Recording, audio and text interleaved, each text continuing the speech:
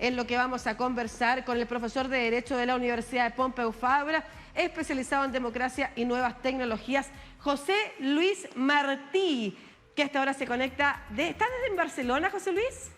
Sí, estoy en Barcelona. Buenos días. Muchas gracias por conectarte a través de DNews con toda Latinoamérica para conversar del tema que en materia de tecnologías digitales se ha tomado, ¿no es cierto?, hace un buen rato, entonces, las noticias. Partamos por qué ha significado la llegada de Elon Musk a Twitter. ¿Ha sido positiva o negativa para la red? Todavía es temprano para saberlo, por supuesto. Podemos ya intuir algunas de las líneas de transformación de la compañía, pero todavía no sabemos exactamente cuáles son los planes que tenga Elon Musk para el futuro. Lo que sí podemos saber es que esta es, en primer lugar, la compra más grande de la historia. El volumen, 44.000 millones de dólares, no tiene precedentes. Y Elon Musk ha comprado una de las grandes redes sociales de escala planetaria. Así que las dimensiones de esta compra por sí solas ya son una gran revolución. Además sabemos, porque él lo anuncia repetidamente, que Twitter, tal y como lo conocíamos, se va a transformar. Como usted ahora comentaba, una de las primeras medidas anunciadas es que va a empezar a cobrar por la verificación de las cuentas. Parece que esto nos indica que en el nuevo Twitter, este Twitter 2 hacia el que vamos, algunos de los servicios que antes se prestaban gratuitamente ahora van a empezar a ser servicios de pago.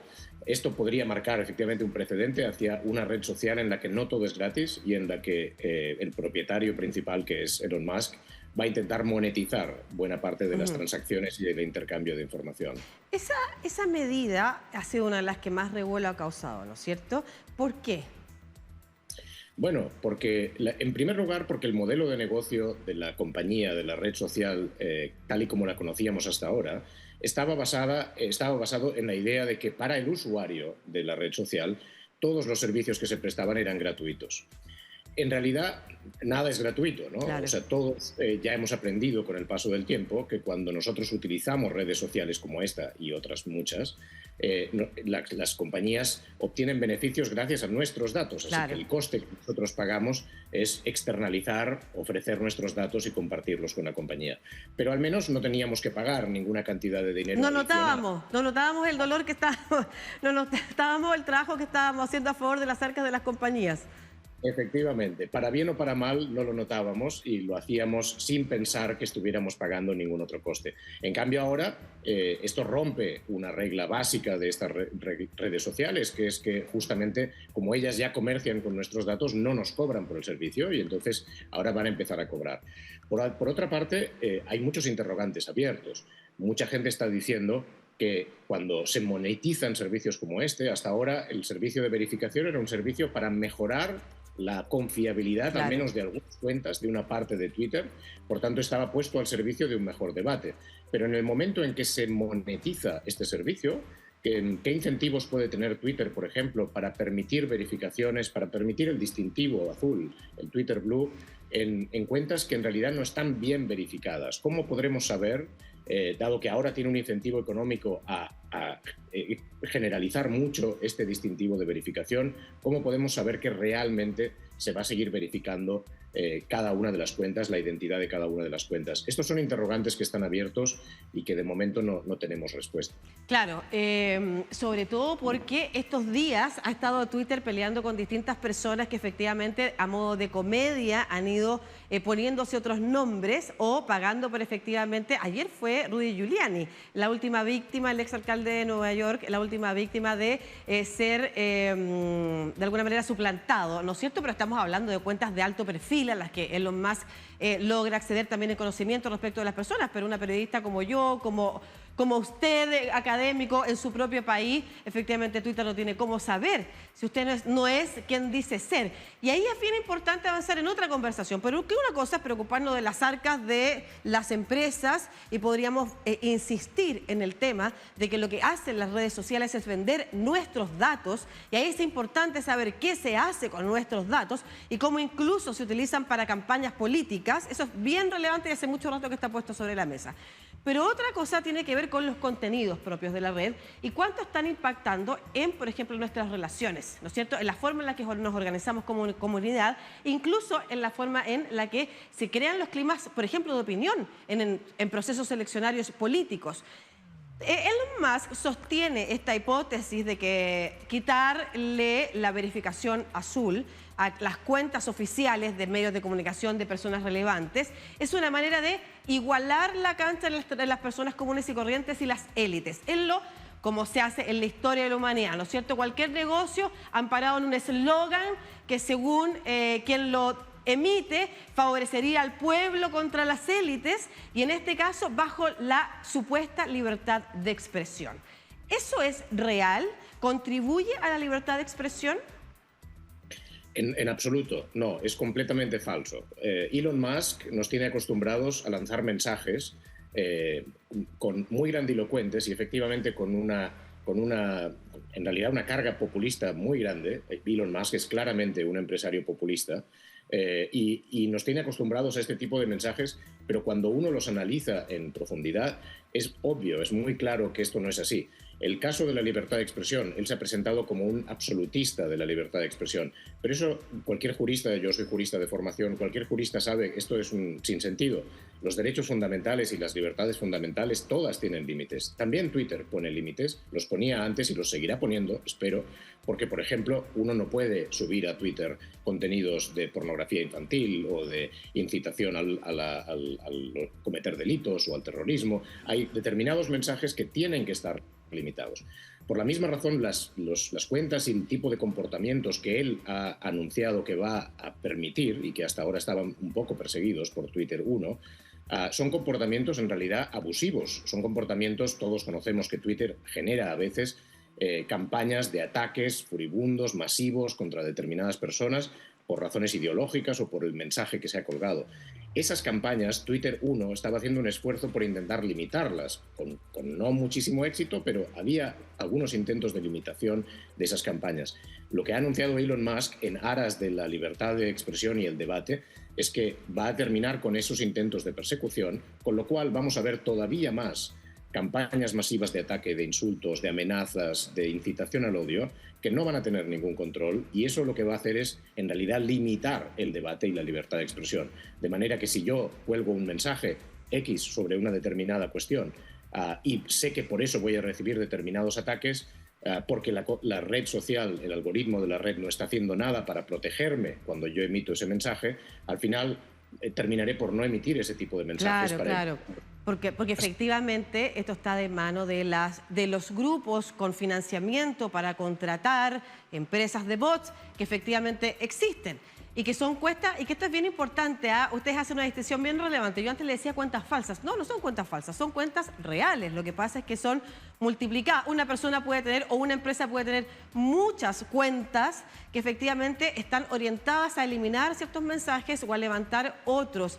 Estaba escuchándolo otra vez también al profesor Jason Stanley, filósofo de Yale, contando cómo en un espacio donde además hay ruido igualitario, donde todos pareciéramos que habláramos igual, aunque en realidad no es que estemos hablando igual, pero que además existen estas cuentas que inciden, por supuesto, en los climas de opinión, generan una interacción que no es espontánea. Nosotros creemos que nos relacionamos espontáneamente en las redes sociales, pero no es así, que es bien importante tomar todas esas precauciones. Terminan generando un ruido, y en un espacio de ruido total, las personas tienden a aferrarse a lo que le da seguridad. Necesitan orden y seguridad, y eso está relacionado a ciertos grupos políticos. ¿Quiénes están favoreciendo de las políticas de Elon Musk en Twitter?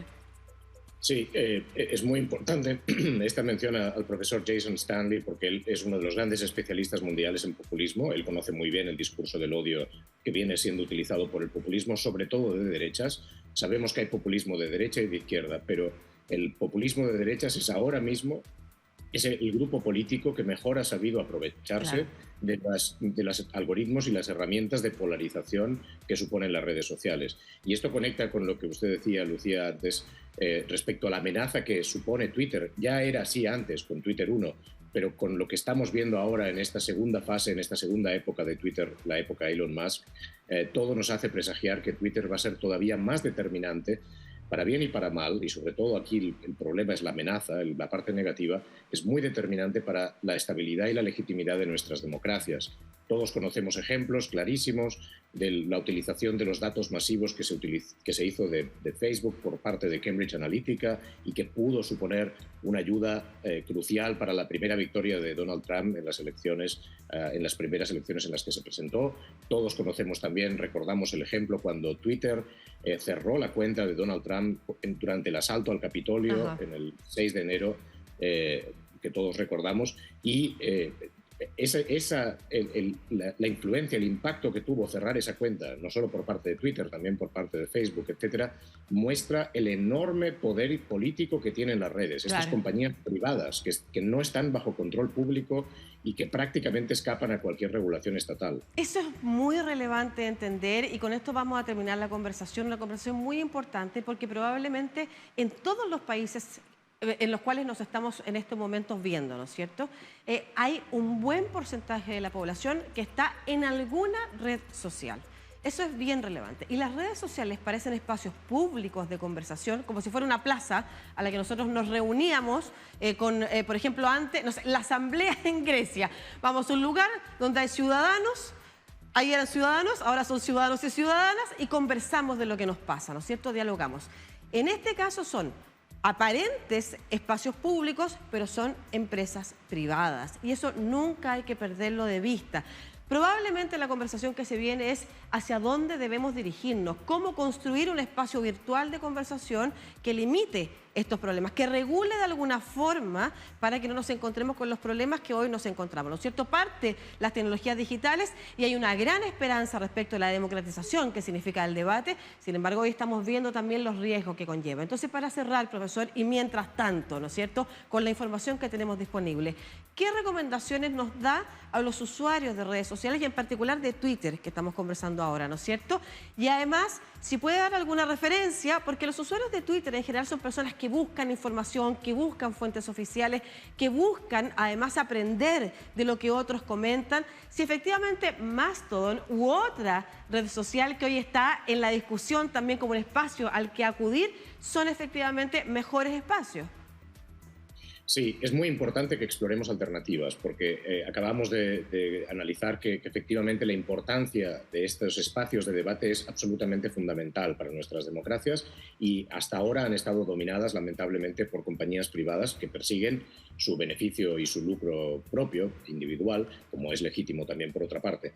Entonces, de las alternativas existentes, que es todavía temprano poder aventurar cuál podría configurarse como la mejor alternativa, efectivamente Mastodon parece que es la que de momento está atrayendo a más migrantes, esta es la expresión que se utiliza, la gente está migrando desde Twitter o desde Facebook hacia otras redes sociales y Mastodon parece estar recibiendo el mayor número de migrantes, pero también existen otras iniciativas. Wikipedia, por ejemplo, es muy importante entender bien que el problema no es tanto si la compañía o la corporación que gobierna una red es pública o privada. A veces puede ser privada, pero puede estar gobernada por una fundación sin ánimo de lucro y que trabaja por el bien común, como es el caso de Wikipedia, que es una fundación privada la que la gestiona, pero claramente trabaja con estándares de transparencia, de rendición de cuentas, bajo supervisión de la ciudadanía y con mucha estabilidad, mucha confiabilidad para trabajar por el interés general de todos los humanos en el planeta, que somos los usuarios de Wikipedia en última instancia. Wikipedia ha lanzado una red social propia y todavía es temprano para saber cuál es la que se va a consolidar. Yo no me atrevería a recomendar una por encima de las otras. Lo que creo es que cada ciudadano y sobre todo cada usuario de Twitter tiene que hacer un uso crítico de las redes, todos debemos aprender a hacerlo y debe estar observante y veremos con el tiempo, es una cuestión de tiempo, comprobar cuál de estas redes ofrece el mejor balance entre un espacio ágil e interesante de debate, pero al mismo tiempo confiable, sin que estemos entregando nuestros datos a una compañía que va a utilizar muy probablemente esos datos para fines que a nosotros no nos gustaría. Muchas gracias por esta muy interesante, ilustrativa y además buena conversación que usted nos ha permitido tener desde Barcelona. Entonces, el profesor de Derecho de la Universidad Pompeu Fabra, experto en democracia y nuevas tecnologías, José Luis Martí. Muchas gracias nuevamente. Que esté muy bien, que tenga muy buen día.